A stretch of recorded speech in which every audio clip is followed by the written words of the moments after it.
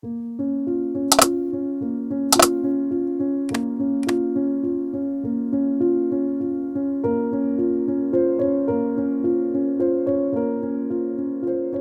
os domingos, em nossas igrejas reformadas, nós ouvimos a leitura da lei.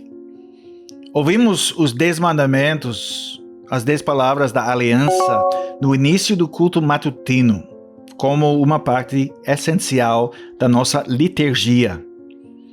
Essa tem sido a prática regular nas igrejas reformadas desde os dias da Reforma Protestante, quase 500 anos atrás. Tornou-se uma tradição. Agora, para alguns cristãos, essa palavra tradição se tornou quase um palavrão. As atividades ou rituais tradicionais são vistos como algo negativo, como atividades das quais as pessoas participam sem pensar, simplesmente porque sempre participaram. Elas não sabem necessariamente por que realizam esses rituais semana após semana, ano após ano. E assim sua participação nessas tradições se torna nada mais do que obediência externa a uma forma específica de comportamento. E há um perigo nos rituais.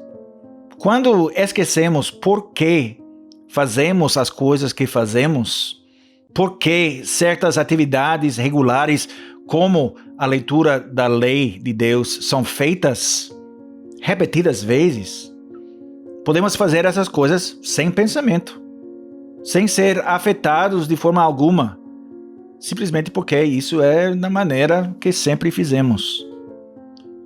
Portanto, é muito importante para nós examinarmos nossas tradições, explicar essas tradições, sermos lembrados de por que são tão importantes, para que as levemos a sério, para que participemos delas com atenção e não sem pensar. Então, por que lemos a lei todas as semanas? Por que temos que ouvir os 10 mandamentos, as 10 palavras da aliança, semana após semana? Essa leitura repetida da lei não diminui o impacto das palavras? Não há outra coisa que possamos fazer em vez de ler a lei? A pergunta e resposta número 3 do nosso catecismo explicam uma das razões pelas quais ouvir a lei toda semana é uma parte essencial do nosso culto público, da nossa adoração. Porque, como vimos da última vez, da última meditação, o conhecimento da grandeza do nosso pecado e da nossa miséria é uma parte essencial da fé cristã. E como é que conhecemos nossos pecados e nossa miséria? Pela lei de Deus. Quando ouvimos a lei sendo lida toda semana, estamos recebendo um lembrete essencial, um lembrete muito importante. Ouvimos o primeiro mandamento e somos lembrados de como, na prática, adoramos outros deuses em vez de concentrar nossas vidas em servir e louvar a Deus que nos libertou da escravidão. Ouvimos o segundo mandamento e somos lembrados de como muitas vezes nós criamos nossas próprias imagens mentais de Deus. É como se criássemos Deus à nossa própria imagem.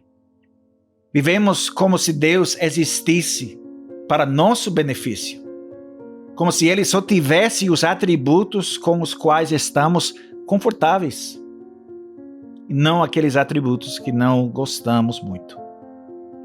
Ouvimos o terceiro mandamento. Somos lembrados de nossa falha em levar o nome cristão de uma forma que seja digno desse nome. Ouvimos o quarto mandamento.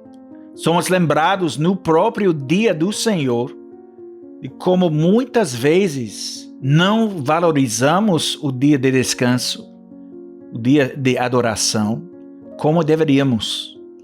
Como muitas vezes não descansamos no Senhor. E assim por diante. E desta forma somos lembrados a cada semana de novo de nossas falhas, nossas fraquezas, de nossa rebelião.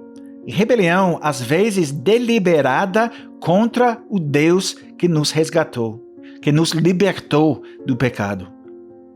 Somos lembrados de nossos pecados e da nossa miséria. Porque à medida que crescemos em santidade, mesmo que o processo de santificação continue ao longo da nossa vida, à medida que o Espírito Santo opera em nós, continuamos a falhar. Continuamos a não atingir a meta de obediência perfeita, a errar o alvo. Se realmente ouvirmos e examinarmos nossas vidas à luz da perfeita lei de Deus, seremos lembrados semana após semana que não podemos alcançar o objetivo independentemente. Não podemos afirmar que merecemos nada de Deus. Torna-se cada vez mais óbvio que não podemos fazer nada para ganhar nossa salvação. A lei serve como um lembrete gráfico da nossa natureza pecaminosa, dos pecados que cometemos todos os dias e do nosso estado natural de miséria. Se levarmos a sério a leitura da lei, se pensarmos sobre o que ouvimos e aplicarmos o que ouvimos a nós mesmos honestamente, seremos levados ao desespero de nós mesmos e do nosso próprio valor. E assim, desta forma, somos conduzidos a Cristo. Somos levados a buscar nossa salvação não em nós mesmos, não nas coisas que nós fazemos, mas fora de nós mesmos. Somos levados a buscar a misericórdia de Deus, do grande juiz, porque somos lembrados de que não há outra maneira de sermos salvos. Mais tarde no catecismo ouviremos sobre outro uso da lei e a outra maneira em que nós respondemos à lei, em que a lei é importante para nós. Ela nos mostra como nós podemos viver em gratidão ao Senhor nosso Deus, que nos tirou do Egito, que nos libertou da casa da servidão. Mas a lei tem mais de um propósito, e este é o primeiro: nos levar a uma compreensão realista de nós mesmos e nossa necessidade desesperada de um Salvador. E nós conhecemos o Salvador, é Jesus Cristo.